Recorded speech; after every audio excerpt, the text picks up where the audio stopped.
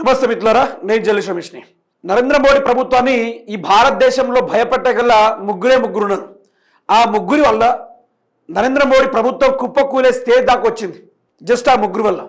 ఆ ముగ్గురిని ఎదుర్కొనే దమ్ము లేక వీళ్ళు ఏం చేశారు మిత్రులారా అంటే, వాళ్ళపైన ఆధారం లేని కేసులను బనాయించి జైలులో పంపే కార్యక్రమాలు చేస్తే రెండు ప్రభుత్వాలు కుప్పకూలినాయి. అలా కుప్పకూలడంతో తర్వాత ఛార్జ్ షీట్ ఫైల్ వేస్తే దాంట్లో ఏదో కుట్ర కోణం అవపడిందట. అందుకని దాన్ని సుప్రీంకోర్టు అయితే కొట్టువేయడం జరిగింది. వాళ్ళకు బెయిల్ మంజూరు కూడా చేయడం జరిగింది. వాళ్ళు బయటకు వచ్చారు. అందులోనూ కేజ్రీవాల్ గారు కొన్ని సంవత్సరాలుగా జైల్లోనే ఉన్నాడు. ఆయన బయటకు వచ్చి మే కుచ్ నహీ కమాయా, ईमानदारी बस मैं ईमानदार से रहता हूँ, ईमानदारी कमाया हूँ, एक रुपया मैं స్కామ్ भी नहीं किया हूँ बोलके ఆయన మాట్లాడడం కూడా జరిగింది. అదేవిధంగా ఇక్కడ కేసీఆర్ ప్రభుత్వాన్ని ఓడించింది అదే నరేంద్ర మోడీ, అక్కడ ఆప్ సర్కార్ని ఓడించింది కూడా అదే నరేంద్ర మోడీ. ఎందుకు ఓడించాడు, దేనికోసం ఓడించాడంటే నరేంద్ర మోడీ యొక్క వ్యవహారాన్ని బయట పెట్టారు కాబట్టి. ఆప్ సర్కార్ వాళ్ళు మాట్లాడింది ఏంది, కేజ్రీవాల్ గారు మాట్లాడింది ఏంది, ఏ కంటే మేరే హాత్ మే सीबीआई और ईडी दे तो अमित शाह को नरेंद्र मोदी की मैं जेल में डाल देता हूं, 1 घंटा बस से मेरे को बोल के అని ఆయన మాట్లాడడం కూడా జరిగింది. అట్లా మాట్లాడగానే కొన్ని వ్యవహారాల్లో ఈ ఆప్ సర్కార్ అయితే కొన్ని రాష్ట్రాల్లో జెండా అయితే ఎగరవేయడం కూడా జరిగింది. అలా జెండా ఎగరవేసినప్పటికీ నరేంద్ర మోడీకి మొత్తం డిపాజిట్లు గల్లంతయ్యే పరిస్థితి దాకొచ్చింది.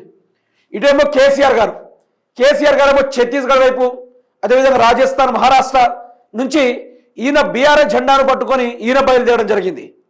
ఈ విధంగా ఈ రెండు పార్టీలు కేంద్ర పార్టీని కూల్చేస్తారనే భయంతో ఈ రెండు పార్టీలు కూల్చడానికి ఈ లిక్కర్ స్కామ్ అనే పేరుతోటి ముందు పెట్టి ఓ డ్రామాని ప్లే చేయడం కూడా జరిగింది. అలా ప్లే చేసినప్పటికీ ఈరోజు న్యాయమే గెలిచింది, ధర్మమే నిలబడ్డది అన్నట్టుగా యాజ్ ఇట్ ఈస్గా అదే జరిగింది మిత్రులారా.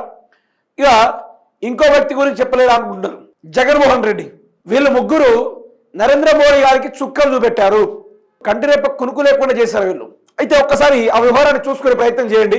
ఢిల్లీ లిక్కర్ కేసు కొట్టివేద్దాం, మీరే చూడొచ్చు ఒక ఇమోజీ. దర్యాప్తు లోపాలు, ఎక్సైజ్ పాలసీలో ఎలాంటి కుట్ర లేదని తీర్పు, Delhi rows avenue court. Kejriwal మరియు 23 మంది క్లీన్ చిట్ లభించింది, సరైన ఆధారాలు లేకుండానే కేజ్రీవాల్ అరెస్ట్. అయితే చూడండి, కేజ్రీవాల్ కవితతో సహా 23 మంది క్లీన్ చిట్. సిబిఐ దర్యాప్తులో లోపాలున్నాయి, కేసులో బలమైన సాక్ష్యాలు లేవు, ఛార్జ్ షీట్ తప్పుదారి పట్టించేలా ఉంది, సరైన ఆధారం లేకుండానే కేజ్రీవాల్ అరెస్ట్. ఎక్సైజ్ పాలసీలో ఎలాంటి కుట్ర లేదని కేసు కొట్టివేసిన ఢిల్లీ రౌస్ అవెన్యూ కోర్టు. మొన్నటిదాకా అదే జరిగింది.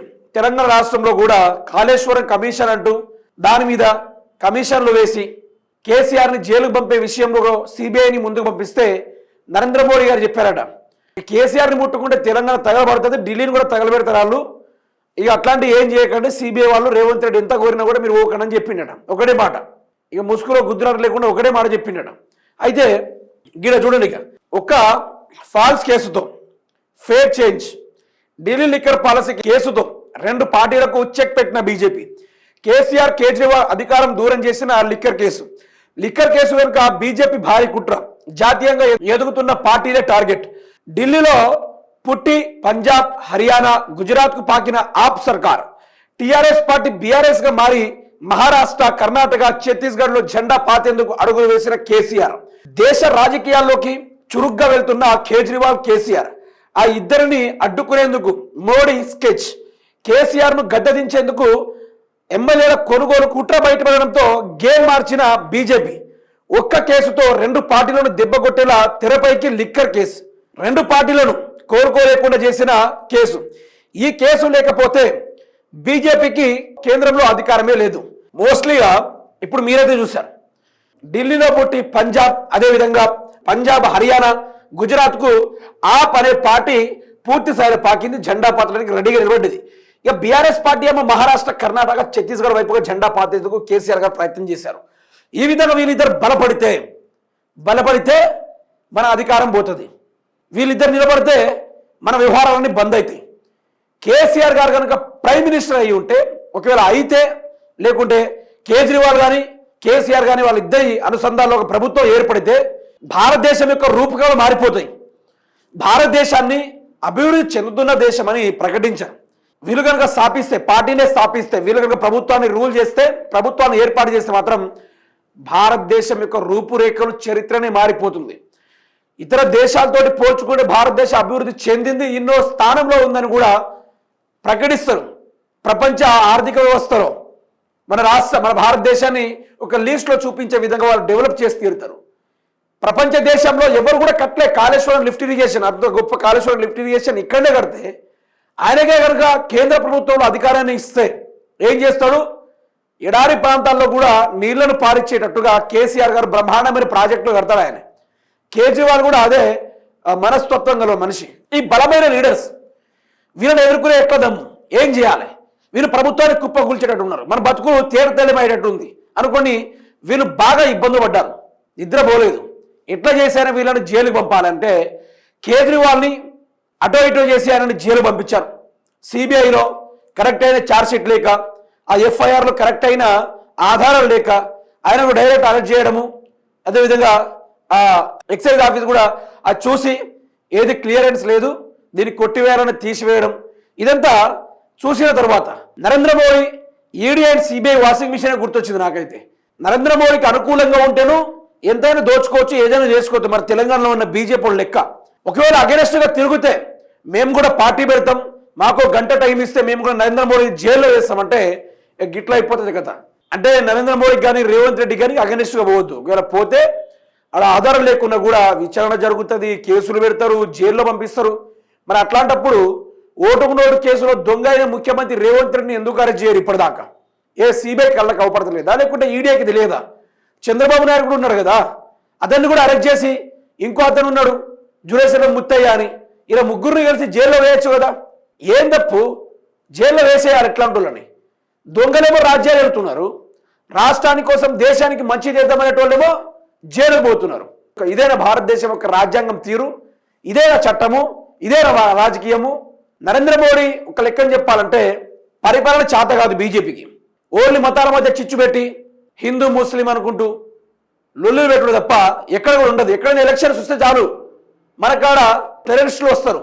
భారతదేశంలో ఏ మూలకి ఎన్నికలు జరిగినా మనకాడ టెర్రరిస్టులు వచ్చి టపాకాలు కాలుస్తూ ఉంటారు. అట్లా కాల్చే సమయంలో నరేంద్ర మోడీ గారు ఏమంటారు? జో ఆప్ లోగ్ ఏ ముసల్మాన్ కి ఓట్ डाले तो ये भारत देश में ये राष्ट्र में టెర్రరిస్ట్ ఆ జాయేగా మారేగా ఖతం కర్దేగా అనుకుంటా మాట్లాడుతూ ఉంటాడు. మరి నువ్వు ప్రైమ్ మినిస్టర్ అయి ఉండి దేశ సరిహద్దుల్ని కరెక్ట్గా పెట్టుకోలేవా? నీకు చాతన కాదా? మొన్న పహల్వాన్ సింధూర్ ఆపరేషన్ దగ్గర ఎంతమంది అమాయకుల ప్రాణం పోయింది? దానికి గల కారణం ఎవరు? నరేంద్ర మోడీ గారు కాదా? నరేంద్ర మోడీ గారి యొక్క భద్రత లోపం వల్ల కాదా? దేనివల్ల అయింది అది? ఈరోజు ఆర్మీ వాళ్ళకు ఉన్నంత ఫైర్ ఎవరికి లేదు. వాళ్ళకు ఒక ఛాన్స్ ఇస్తే పాకిస్తాన్ని తగలబెట్టొస్తారు వాళ్ళు, ఒక్క ఛాన్స్ ఇస్తే. కానీ ఎందుకు ఆపుతున్నారు? అన్ని రాజకీయ ముసుగు గుద్దులాటలో ఈ వివరాలు.